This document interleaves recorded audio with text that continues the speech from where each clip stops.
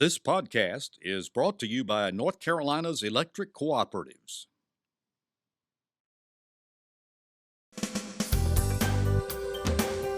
This is NC Spin, an unrehearsed discussion on issues of interest to North Carolinians. Now, here is your moderator, Tom Campbell.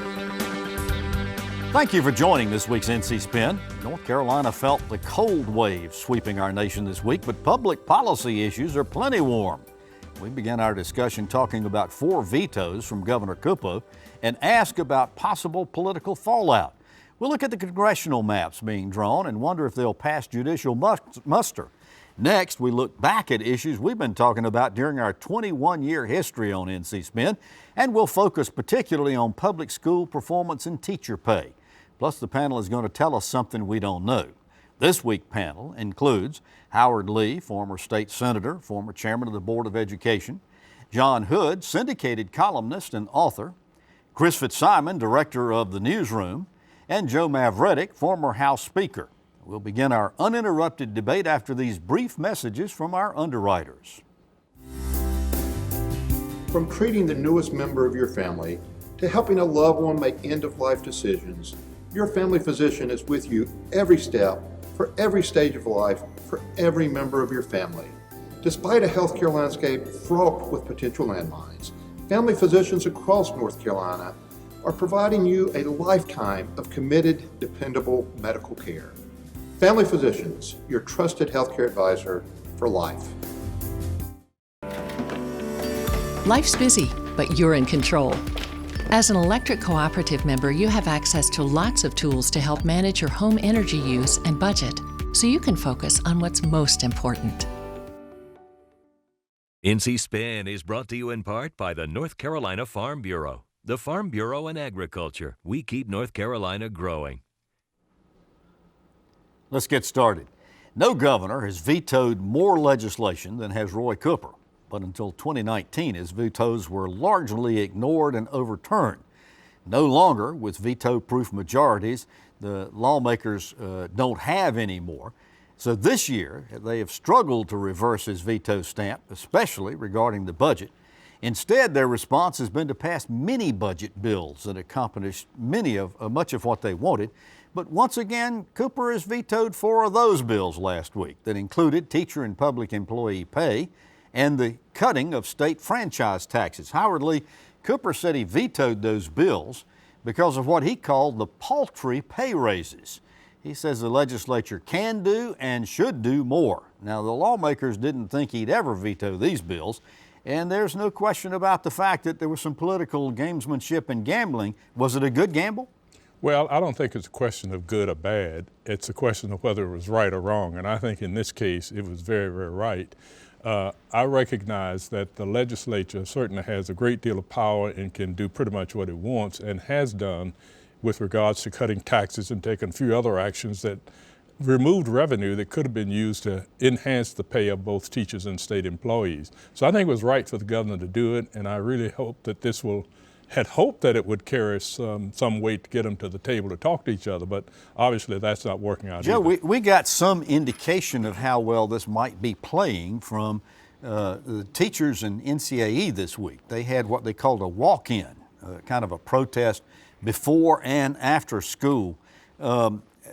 Was it support of Cooper or critical of him or mixed or what? Well, first of all, you have to ask when was the last time that the NCAE organized a walk-in or whatever for improved student outcomes? And the answer is never. They're all about salaries. And I think this was a roll of the dice, and unlike Howard, I think this was really a gamble, and I think we're going to find out in 2020 whether or not this was a good move by the governor, who had let bills pass that improve the pay for principals and people with higher degrees. So I think this one is clearly who's going to win on this one at the polls. And I think we'll see that issue being raised, obviously, in the 2020 campaign. Chris, the governor says that these raises are paltry. He wants to try to find some middle ground with lawmakers. President Pro Tem Berger says he's willing to negotiate, but only if the whole budget is included, not just these mini budgets, are we set up here for another big battle? I don't think anything's going to happen until January when they come back. But I disagree with Joe about NCAA. They've spoken out loudly about the lack of support personnel, child psychologists, registered nurses or school nurses, but that's sort of beside the point. What I thought was interesting about this group of vetoes is that the governor, I think, had a strong message in there, which is if we can afford to cut business taxes $250 million, which is what the legislature passed, one of the bills he vetoed, and then the legislature coming back and saying we can't afford to give teachers a bigger raise as the governor proposed, that seems like a pretty easy message. And I will point out that Cooper, we talk a lot on this show about things are going to hurt Cooper, things are going to hurt Cooper. He has a significant approval rating in North Carolina. He's well above water, much higher than the legislature and President Trump, for example, in North Carolina. So far, he and his advisors seem to know what they're doing, both in terms of policy and in terms of being popular with the people. I was a little surprised. UNC President Bill Roper got involved in this whole thing and started talking about the fact that he felt like that the raises for public employees and so forth like that were necessary. In essence, it sounded like he was opposed to what the governor did and was supporting what the legislature did. Is that the way you read this? There were a number of people in that camp. Remember that they include the State Employees Association of North Carolina, which represents lots of university employees. They've been actually pushing the legislature to override the governor's veto of the budget. And in this case, they were quite upset that the governor is willing to essentially have no raises for teachers until he gets what he wants, but won't do the same thing for them, for state employees. So there's a lot of politics here. The State Employees Association has made a different calculation that, of course, they want to maximize the income for their members and improve the not just the salaries, but other conditions for state employees. But they are willing to work with Republicans. And NCAE, on the other hand, is not, and is instructed, in my view, the Cooper administration to veto, and that's what the Cooper administration did. Ironically, the university employees in the governor's budget that President Roper is worried about original budget passed by the legislature would have gotten 0.5%, not the 2% state employees were getting. University employees were actually discriminated against in the original budget, which has, I think, been left out a lot of these stories. But Roper said that the pay increase in this mini budget bill was actually bigger than what the governor had proposed. The one thing that's lost in all this, Tom, is the fact that NCAE, which has a national agenda, improving salaries, never talks about adjustments for cost of living. And until the people in North Carolina understand that there are differences in teacher pay because of cost of living differences throughout North Carolina as well as the country, we're going to always be caught up in this mass of more money, more money, more money. Well, I think we really are missing a point here. The fact is that we are putting more and more pressure on teachers to try and bring students up to the standards that we've set for them in our schools. And we're not paying them decent salaries. Now, with the latest school shooting in California, we've come to recognize that teachers are really putting themselves on the line to have to be securue guards now. So what little pay we're giving teachers, and then we wonder why we don't have more teachers clamoring to move into the classroom. And the fact of the matter is the pay is so paltry that I wouldn't go in the classroom in some cases of trying to work with these students. I think it's a missed point, and I think the governor's right to take a strong stand, and both sides need to come to the table. I don't know how this is going to end. I didn't mean to interrupt you, Howard, but I will say this. People who are in Raleigh, people like us, and we follow this closely, they know that there's this to and fro, and the legislature made a proposal, and the governor made a proposal. But I just want everybody to be realistic about this. Most North Carolinians, to the extent they're following this, they have heard legislature enacts teacher pay increase, governor vetoes teacher pay increase. Now, I know that may not be the end of the story, but that's where the story sits right now. Well, so what is going to happen here? I mean, you indicated on a show, it was either last week or 2 weeks ago. You're violating the rule again. That you felt like there was going to be some consensus here. We were going to put this together, and there was going to be, if not a full budget passed, at least this part of the budget passed. You still feel that way? I'd never thought the full budget was going to pass, but I still think it is possible they will work out a somewhat higher teacher pay increase in the next little bit here. Well, Joe, let's talk about this so far as the full budget is concerned. I mean, we talk about these little mini budgets and so forth like that, but the full budget, the refusal to pass a full budget has some real ramifications, particularly as it relates to state agencies and to local governments across the state. They're sort of in limbo here, aren't they? Well, they are. I was weaned on multiple budgets. I have no problem with multiple budgets. I just don't see how the veto, the unintended consequences of the veto relative to a major one package budget is going to go unnoticed. It comes politically. It comes with consequences. It comes with the game. So Howard, one of the items that took place this past week was Moody's, one of the three credit rating agencies in the nation, issued a statement saying that this was a bad sign. The fact that North Carolina can't pass a budget is a bad sign. Now they didn't put us on credit watch. They didn't do anything so far as any removal of our AAA credit rating. How significant is this warning, though? I think it's very significant, and that's why I'm surprised that the leadership in the legislature and the governor can't sit down and come to some reasonable decision on how we can move our budget forward, because it's not just a matter of a single budget, it's a matter of the future of the state of North Carolina. Well, Cooper's indicated he'd be willing to put Medicaid expansion to the side and negotiate the budget. I don't know whether he meant the mini budget or the full budget, but isn't that what's standing in the way here? He doesn't mean the full budget. He means the mini budget. I see. And I think that's what Senator Berger was trying to get at is, oh, well, we should do that for the full budget, then we could have a conversation about the full budget. Before we leave this topic on education, we got another bombshell this past week. Superintendent of Public Instruction Mark Johnson announced that he's not going to be running for re-election of superintendent. He's going to run instead for the lieutenant governor of North Carolina. Didn't that surprise you? No, this had been rumored for quite a while, and the way that they were sort of telegraphing he was going to have an announcement about which office it was going to be. It doesn't surprise me at all that he's doing it. That rumor is sort of out in Raleigh. It surprises me that he thinks he's going to be successful. It's a very crowded field in the Republican primary. He has not done much to distinguish himself. He's been embroiled in a little bit of controversy recently about bids, about iPads that he's given to people who email him. He has not had a very stellar administration so far. To think he's going to get, in effect, a promotion to another statewide office seems a little silly. Joe, what's up with all these people? We've got right now 5 Democrats and 7 Republicans that have indicated some interest in running for lieutenant governor. We always thought this was a job where you were spending your time running for governor. I don't think so. I think what they're doing is trying to get in place to run for governor. I think Governor Cooper... Well, that's what I said, yeah. I think Governor Cooper is going to win another term, all things being equal. And so you want to be the lieutenant governor to have some kind of a track record so that you can then run for governor for... Slingshot you into... Absolutely. The next 4 years. On last week's show, we told you lawmakers had gone to work drawing new congressional maps. We saw some examples surface this week. The legislature held a public hearing on Wednesday morning, reconvened at noon to debate and discuss those maps. And Joe, drawing 13 congressional maps isn't quite as complicated as trying to draw 170 legislative districts, is it? They were instructed not to consider politics when drawing new districts.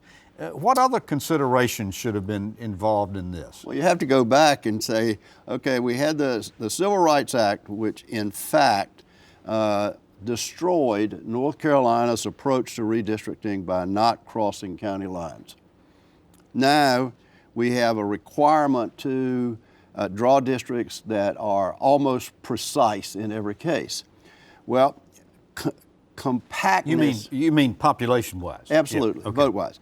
So compactness has to be one of the major considerations now.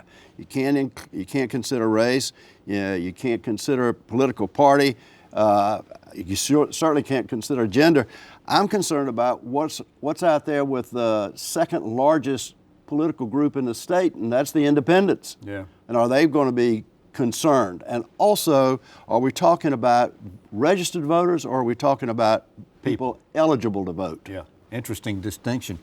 Howard, so far as it goes, there were something like 16 different maps that were out there floating around and available. They held this public hearing for 2 hours, limited speakers on Wednesday afternoon. On Thursday, the House passed a map. Now, How did they come together and winnow down all of those options that they had so quickly? Was the fix in there? Well, I certainly think that there had been some backroom discussions carried on, and people had come to some acceptance that they were going to try to move this forward. I have not looked closer to maps, so I can't really determine whether or not it's good or bad. But certainly, I don't think the map will meet all the criteria that has been set out for them to use. Chris, we bragged about how open and the bipartisan spirit that we saw when the lawmakers were redrawing the legislative map. Wasn't perfect, but it was quite a bit better than what we've seen in past years. How was this process? I'm not sure that we achieved this in the congressional map drawings. We talked, I think, last week on the show, Senator Heiss, who's sort of the Senate redistricting point person, kept leaving the room, going into a back room. We don't know what he was doing back there, whether he was looking at that partisan data, whether he was just talking to people. John mentioned that would have been okay. It would have been, but we don't know what he was doing. He never really said. I am concerned that what the Republicans are trying to do is obviously they're trying to do as much as they can, go up to the line without the court rejecting it, and keep it as partisan as they can. I think they are at or over the line with these maps the House approved. We'll see what the court says. Interesting. So we had 10-3 Democrats to Republicans to Democrats in the current congressional layout. The map that the House approved is likely, according to those who know these things, to produce 8 Republicans and 5 Democrats. Darren Jackson, who is the House Minority Leader, made an interesting statement, I thought, during the course of this.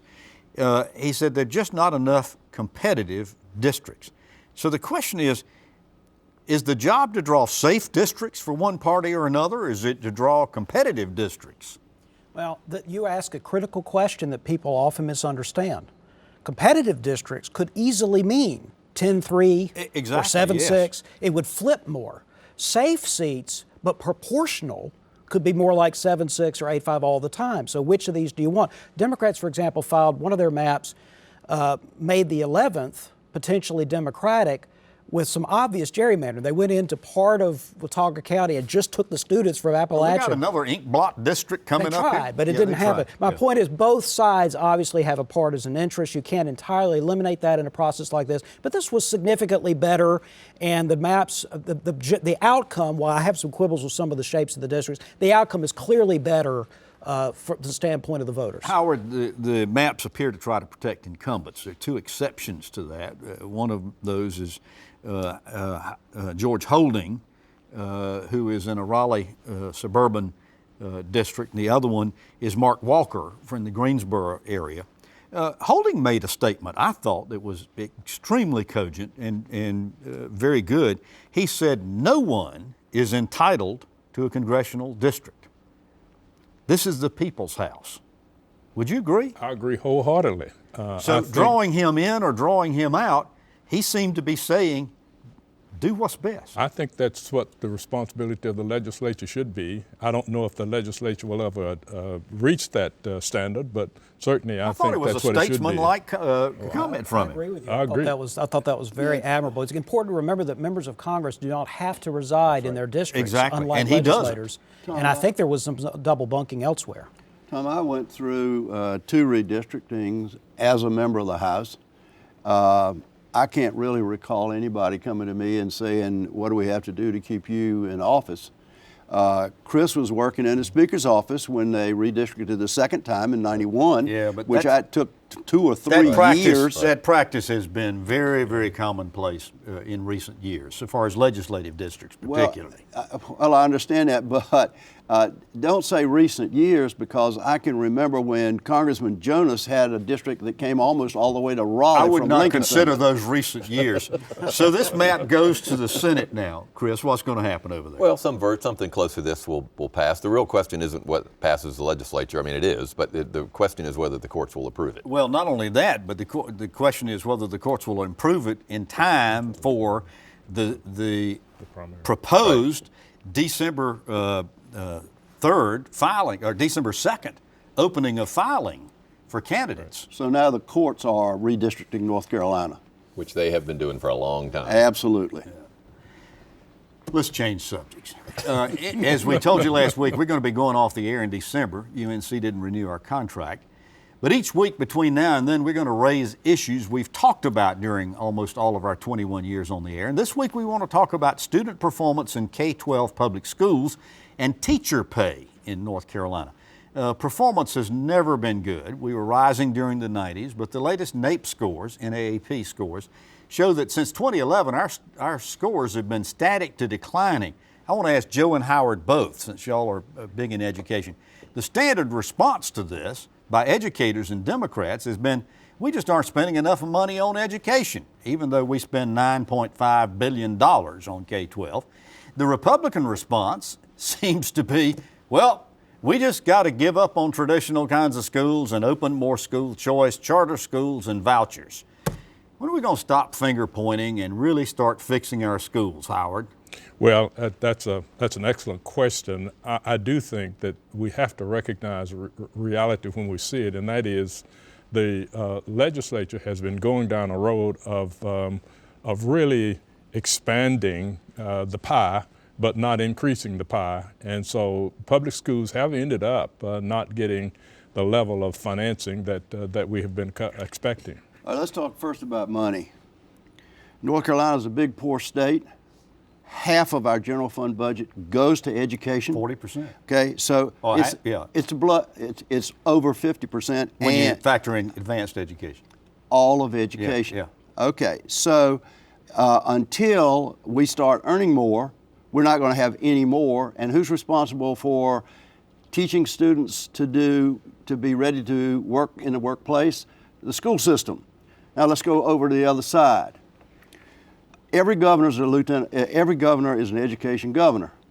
Therefore, if Governor Cooper wants to really be an education governor, he's been the Attorney General, so he knows the laws of the state. What he should do is use his bully pulpit to require the three boards to follow the laws of the state of North Carolina. Interesting. Chris, one thing was interesting for the announcement of these NAEP scores. The response seemed to be that the declines over the last 8 years were statistically insignificant. Does that trouble you? No, they weren't saying, hey, we're not making any progress. They're statistically No, insignificant. that's just a matter of statistics. But I mean, okay. Well, I mean, it is. That's what that term means. It is a correct statement. It is Exactly. important for people not to think that 1 or 2 point changes are meaningful. But think They're not about meaningful. what it doesn't say. It doesn't say that we are improving education. That is correct, and people should be frustrated by that. But it's important to remember that there is a high correlation between student background and test scores. North Carolina is one of the top performers in the country in its public school spending. How much of this has to go back to school governance? I want to work that in real quick. It has all to do with school governments. It has to be top down, and that's why the governor ought to use his office to make the boards work together. Howard, doesn't that mean a constitutional change? It means a constitutional change, and I'm really disappointed with the functioning of the state board in recent years, because I was also disappointed with previous years way back too. But I just think that the State Board of Education is not really taking on this challenge as it should. I can tell you what we're not disappointed in. We're not disappointed when our panelists tell us something we don't know. We got 3 minutes left in show. Chris, tell us something. Last week I pointed out that new Congressman Dan Bishop has missed roughly a third of his votes in the first month he was in office, far more than anybody else, way above that 2% average. This past week he also distinguished himself by being the first member of Congress to publicly name the whistleblower in the Ukrainian controversy, which I thought was shameful. Dan Bishop is off to a horrible start representing people in North Carolina. Shamed. 2 minutes. Go ahead. Tell us something we don't know. There is no best way for the state to get its judges. There is no best way for the state to get its judges. Well, that's something we did know. No.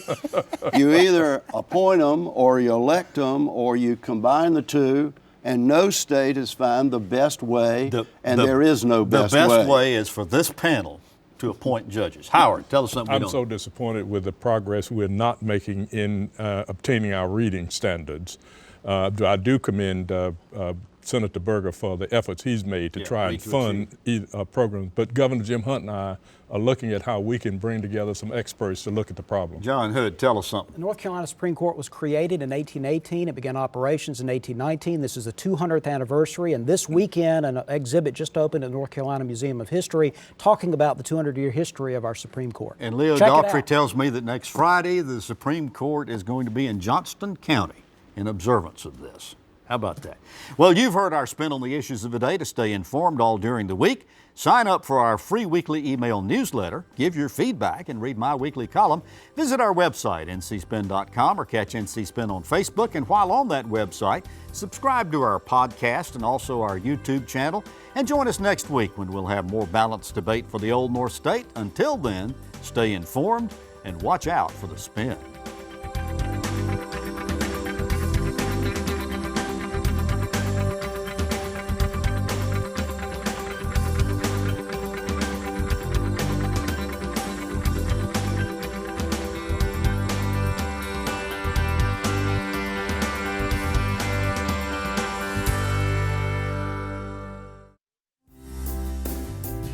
From treating the newest member of your family to helping a loved one make end-of-life decisions, your family physician is with you every step, for every stage of life, for every member of your family.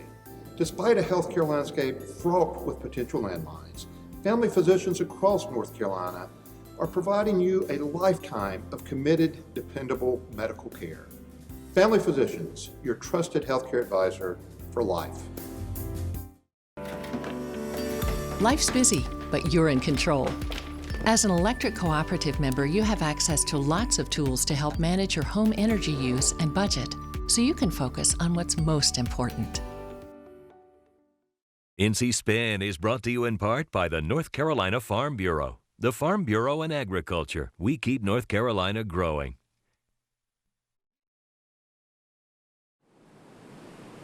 North Carolina Channel is made possible by the financial contributions of viewers like you who support the UNC TV network.